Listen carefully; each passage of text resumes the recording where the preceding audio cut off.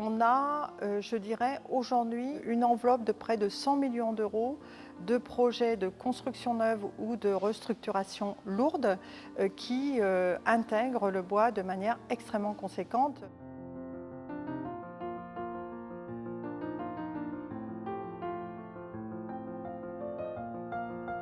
Le lamellé a l'avantage de permettre des grandes portées sur des poutres de grandes sections.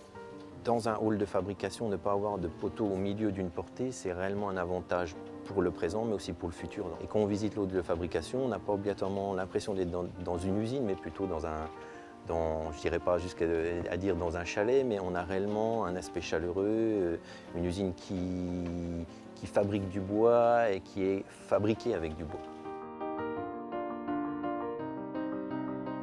De plus en plus de projets doivent être stables au feu et les poutres bois ont une stabilité au feu quand elles sont calculées pour.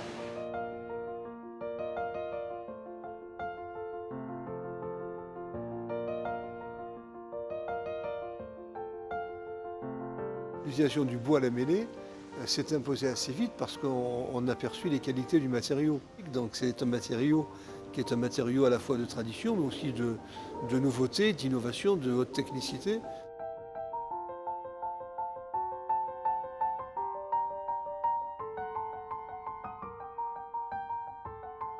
Le lamellé est choisi à la fois pour ses propriétés structurelles, donc ça permet de franchir cette grande distance de 38 mètres sans point de porteur intermédiaire. L'objectif, c'est de réduire l'impact du bâtiment sur l'environnement. Donc en ce sens, le choix du bois est assez évident parce que c'est un matériau renouvelable.